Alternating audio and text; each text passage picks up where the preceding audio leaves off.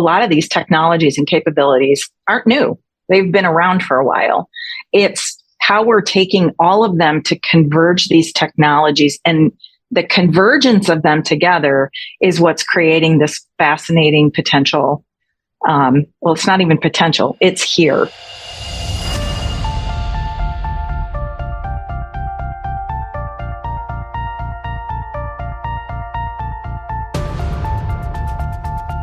This is a Security Weekly production. Security Weekly is a resource of Cyber Risk Alliance. The Cybersecurity Collaborative and Wiz is proud to present CISO Stories. Each week, CISO Stories takes a deep dive on security leadership with one of the contributors to my latest book, the best-selling CISO Compass: Navigating Cybersecurity Leadership Challenges with Insights from Pioneers, as well as from other top CISOs and security thought leaders. The Cybersecurity Collaborative is a unique membership community enabling cybersecurity leaders to work together in a trusted environment. To learn more, visit securityweekly.com/CSC or visit cyberleadersunite.com. I am your host, Todd Fitzgerald, and this week we welcome Patti Titus, Chief Security and Privacy Officer at the Markel Corporation. I'm one of those cases where I complained that nobody was doing security at the Transportation Security Administration when it was a brand new federal agency. And I think I wore down the CIO. And he said, well, guess what? You're going to do that too. So that's really how I started in this field about 20 years ago. And it's a fascinating field that is constantly evolving and changing. So you've seen this field grow all throughout these years. I mean, that's because in the last 20 years, we've had significant change in this field. Yeah, so actually I started my career out in the Air Force as a Morse code operator in the Electronic Security Command. So even before digital radio. So I've seen a lot of change in technology from the beginning. But I would say in the last 20 years, we've seen significant changes in the threat landscape, in the technologies that we use to defend ourselves, and even watching some of the offensive security that's now taking place through federal governments and nation states. It's interesting for sure. Yeah, excellent. Well, obviously, it's kept you in the field for quite a while now. So we're talking today about the future is now and the convergence of all these technologies. So you want to give us a little insight into your thinking around this topic? Sure. So I think it's important that we start thinking about what can happen to our world and how much it can be transformed in the near term. So when we think about the convergence of artificial intelligence, machine learning, 3D printing, the biotechnology, AR and VR, artificial reality and virtual reality. How is that going to change what we do today, how we think, and how these technologies will play into the future? So a few of us had gotten together during the RSA conference, and we did a presentation called The Jetsons Are Here. Now what are the security implications? And so I think a group of us who are security and privacy professionals got together to really dig into this and do some research around it. Because not that this happens regularly, but it does happen regularly. Security is brought to the table at the end or after something's already been deployed. So what we'd like to do is try to get a little bit more ahead of it and start understanding what's happening, and then look at what are the potential downsides to all of this convergence of technology. But it's fascinating how quickly it's moving. I'm still waiting for my Rosie robot. I love that show as a kid, and it is funny how all these TV shows, like all the analogies to Star Trek, for example, and now we see the phones and everything in everybody's pocket. That these things aren't that far-fetched when somebody thought of them years ago that they could actually happen. Well, who would have thought? I'm kind of an old Dick Tracy fan. I love the Dick Tracy comics. Who would have thought I could talk to people on my, yes, exactly. So it's a lot of changes with these watches and, things that people thought about as futuristic they're here. They're here. And the question is, what should we be thinking about? How should we be thinking about this? Yeah, excellent. And I have a book. It's I forget what the title is, but it was made the year I was born, and it talked about the future technologies, and it talks about some that made it and some that that were just ideas that still aren't there yet, like the flying spaceships.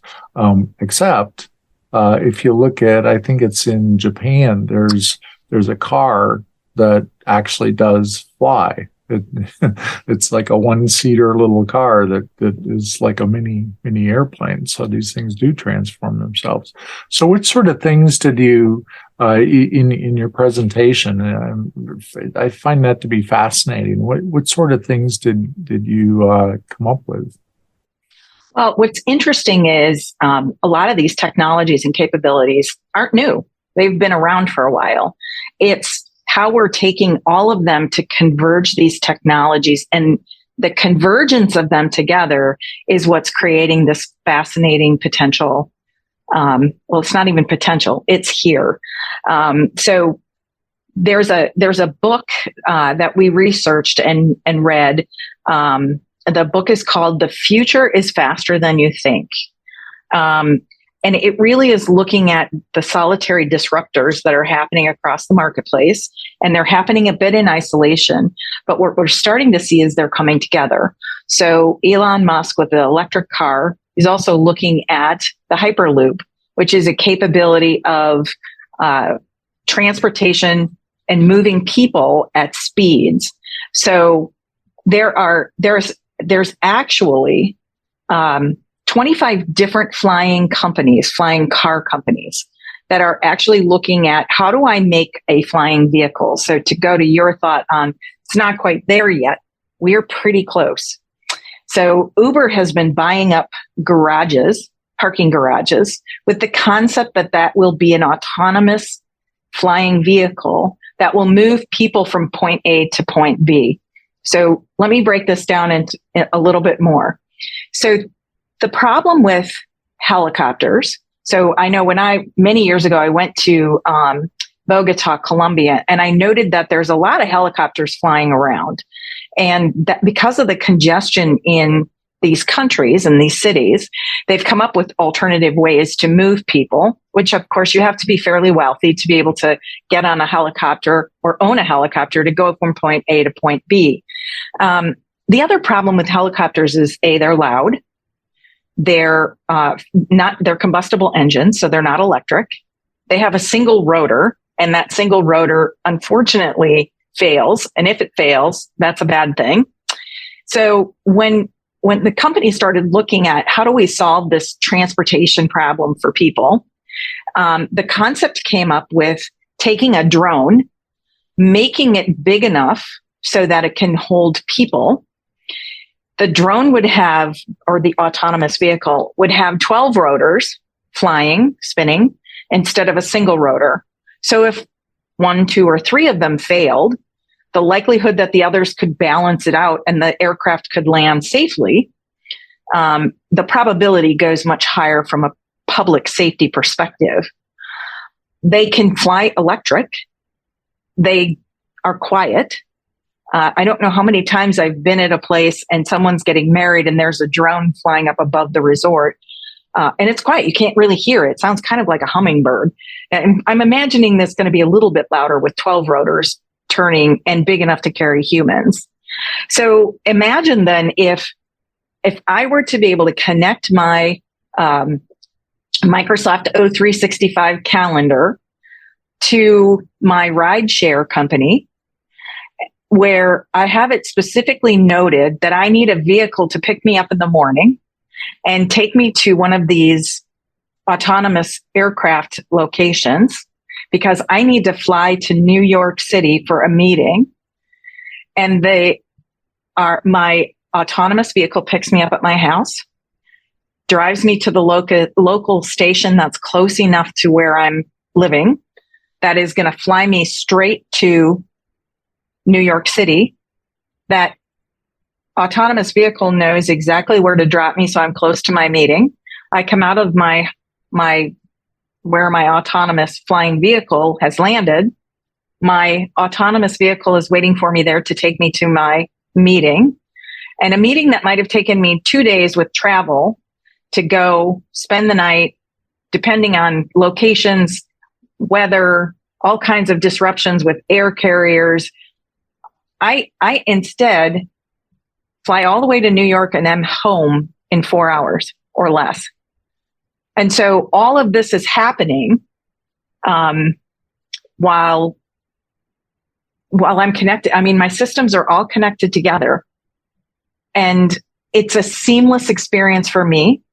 I don't have to physically drive anything. So that means I can get work done while I'm riding in the car, while I'm riding in my autonomous flight vehicle. Interesting. And safety obviously is the big concern there, right? To make sure that drone is actually going to stay in the air as long as you need it to. Right.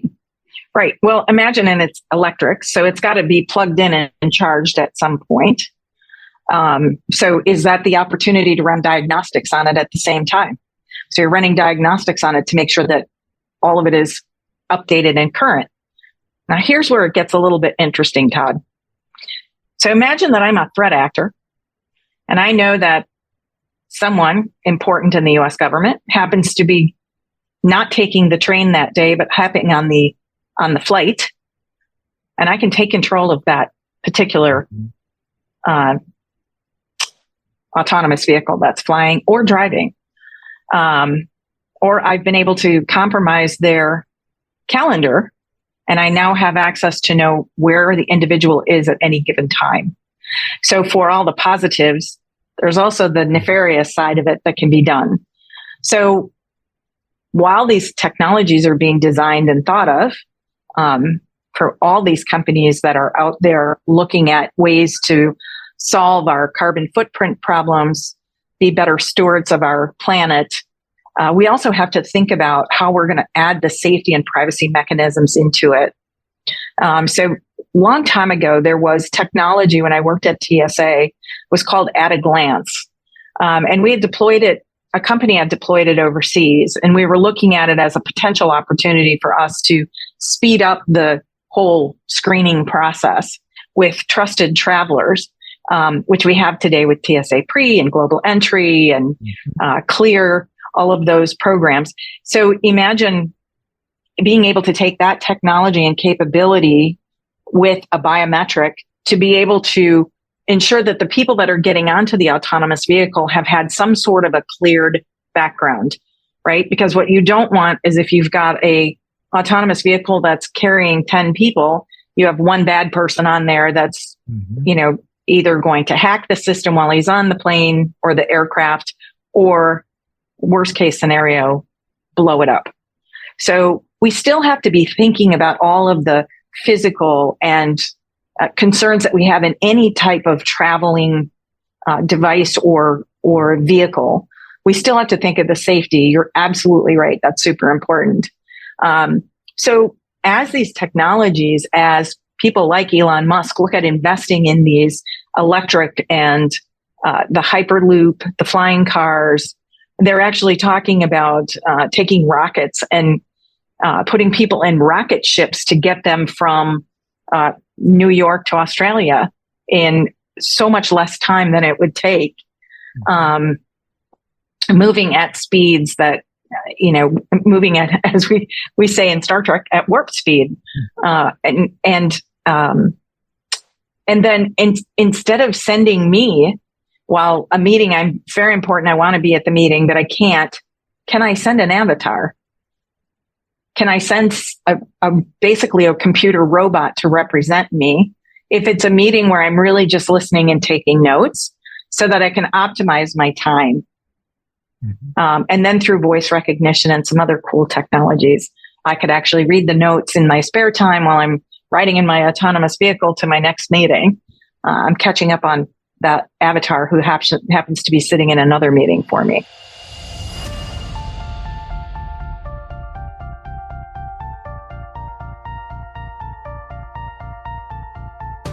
The article this podcast is based upon can be viewed in the best-selling cybersecurity leadership book, CISO Compass, Navigating Cybersecurity Leadership Challenges with Insights from Pioneers. And this stuff always sounds so outlandish at the beginning. And I'm sure, if we go back into air travel and look at the Wright brothers and the early airplanes and the fact that when we were flying on airplanes early, it was only the rich that could really afford to go on an airplane somewhere. And now we see this as a normal thing that we do. I know that Billy Joel, for example, takes a helicopter from his home to Madison Square Garden, where he has a standing gig, because he doesn't want to fight the New York traffic. Well, not everybody can afford a helicopter ride from their home to where they're trying to go. But as these costs get down, it makes these things more realistic. And I think that we've seen electric cars, and where that was a dream at one point, now we have, how many Teslas on the road? Was it 500,000 Teslas or something like that? So we see people working on these things that they eventually become a reality. So what should we be doing in our organizations to help prepare for some of these new technologies, and what sort of organizations should be looking at this kind of stuff? So I think there'll eventually be regulation, I'm sure, around it, as there's now discussions, a lot of very healthy discussions around artificial intelligence and machine learning. There's a lot of discussion around collection of biometric data, biographical data. How much do you collect? How much do you store? How do you store it? It's similar to just any privacy or non-PI data, so non-public information that a company might have. I think what's important is that we think about how it will impact our industries. So obviously I'm in the insurance industry, and so we're looking at what are the potentials for that going forward, from opportunity from a product line development to protect or to expand existing insurance products that we have. So every industry is going to have a different type of impact. Obviously, the high-tech industry is going to be looking at how do I capitalize on that and build my own company. But I think the most important part is that we don't blindly go into this converged technology without thinking about the pros and the cons to it. And that it's probably an opportunity for some think tanks to actually start really, really, really digging into what does this mean, not just for the converged technology and how great that is, and the things, we talked about transportation, but there's also all of the positive things that can happen with healthcare, with the nanobot, nano sensor technology. And so I think each industry, each vertical market is going to have to look at it and say, how does this impact us? How can we help? And start thinking about, we have to bring those of us that are the paid paranoids, like CISOs, and bring us into the conversation and say, what could possibly go wrong with this? What possibly could happen that we need to think about in advance of these technologies really hitting the marketplace and becoming mainstream and becoming available to not rich people, but to everyone? And then how do we encourage that growth of those things that will, again, going back to that whole ESG mentality, how do we let this technology help us be better stewards in our cities or our states or our countries? Do you find that the companies are willing to invest money in this now, or are they saying, yeah, that's out there, we'll let the Elon Musks of the world figure this stuff out? Well, I think unfortunately there's been some failures of some of the big electric vehicles. So we've seen some failures of some of the car manufacturers who've said, we've got chip problems in combustible engines. How are we ever going to come up with chipsets that are going to solve our problem. So I think the supply chain issues are pushing things behind of where we had anticipated they would be. COVID probably didn't do anybody any favors. I think we've got to, I really think that from an investment perspective, companies could be looking at where does it make the most sense? So yes, transportation is a big deal. There are some cities that are only building and designing their cities to allow autonomous vehicles in them. So if you think of some of the small islands along the East Coast where you can't actually take a vehicle, there's no motor vehicles on the islands, and there's several of those across the world. Is there an opportunity for cities to take that same approach? So I love Billy Joel, one of my favorite artists, by the way, and I've seen him at Madison Square Gardens. But imagine if New York City were all only autonomous vehicles, and that the autonomous vehicles moved people, either autonomous vehicles or trains or whatever, and that you start designing the city to support that type of transportation, the electric bikes, the things like that can move people around a city. So I don't think it's so far-fetched. I think it's more of how can we incentivize cities to do this? Because from a carbon footprint, it's going to help decrease pollution and help with that. But let's not overlook the fact that we're solving for a small problem here where there may be a bigger problem being created somewhere else. Mm-hmm. So I think some of the areas where investments already taking place are in the healthcare areas. And I think that's probably something when I think about quantum computing and the speed with which compute will get to, and how we can use quantum computing. And it's actually being used today for research and design and looking at diseases that people have and trying to come to conclusions faster than we could previously, where you can put a computation in, it takes minutes instead of, if you remember the old Cray computer days, I'm really dating myself here, it would take months to do a complex calculation. Now we have the opportunity to do it in seconds.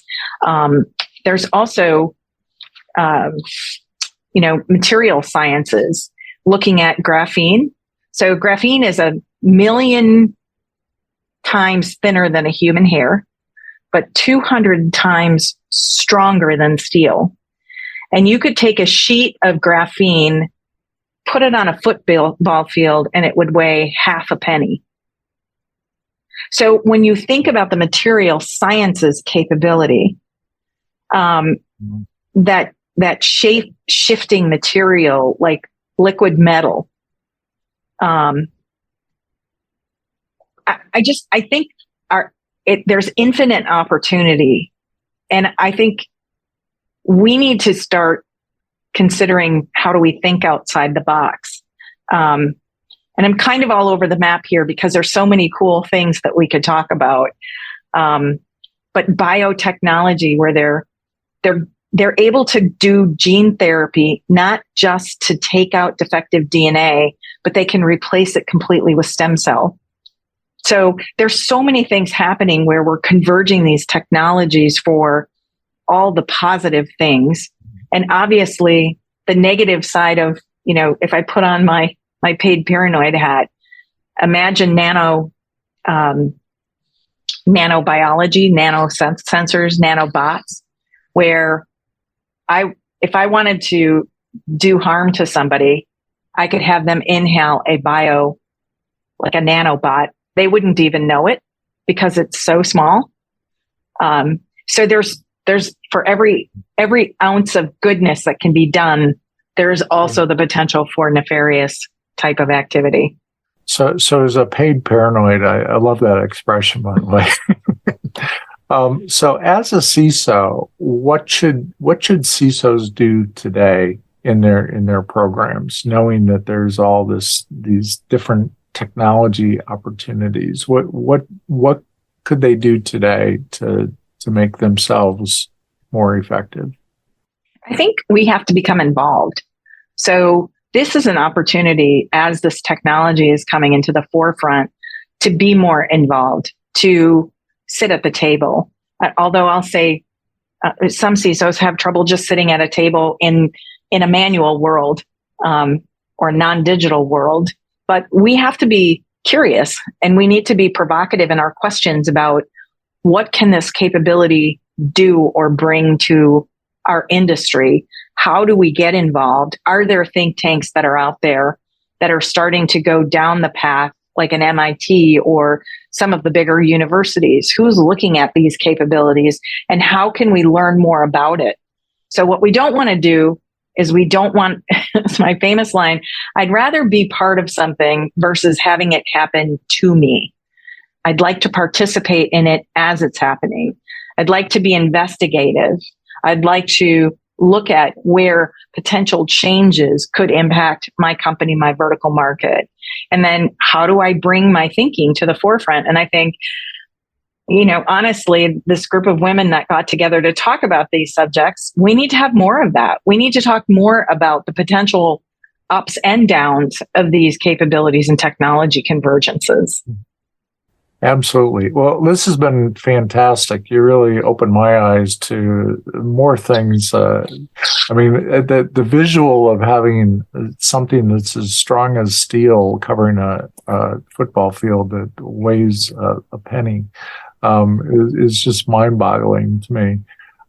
So thanks much for taking the time, Patti. And what other advice would you give to current CISOs, emerging CISOs, or experienced CISOs as they're going along this journey? I think technology has changed at a rapid pace, and we've all been very involved in it. Artificial intelligence and machine learning, it's been around.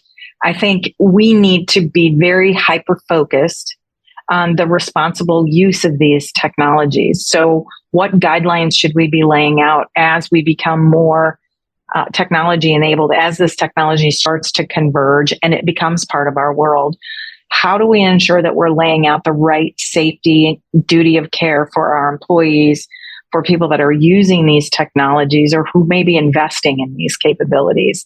And I think it's an opportunity for us to get ahead of it. It's interesting, and you're right. People may say, yeah, we'll let someone else deal with it. We don't want to be the first to the beachhead, but you don't want to be the last either, because then you're going to have it done to you versus you participating in its growth. So start looking into the think tanks, start providing feedback to regulations that are coming out. There usually is a public comment on things that are impacting our industries. Get to know and get familiarized with those organizations that are helping to influence regulation and laws on the Hill. So in the US and obviously in the EU, there's plenty of opportunity to get involved as well. Well, I think that's great advice, Patti, and thank you very much for taking the time. Thanks, Todd, for having me. I really enjoyed the conversation. I hope we can continue it. You too. Thank you. WIS is on a mission to help every organization rapidly identify and remove critical risks in their cloud environments. Purpose-built for the cloud, WIS delivers full-stack visibility, accurate risk prioritization, and enhanced business agility. WIS connects in minutes using an agentless approach that scans both platform configurations and inside every workload. We perform a deep assessment that goes beyond what standalone CSPM and CWPP tools offer to find the toxic combination of flaws that represent real risk. To learn more about WIS, please visit securityweekly.com/WIS.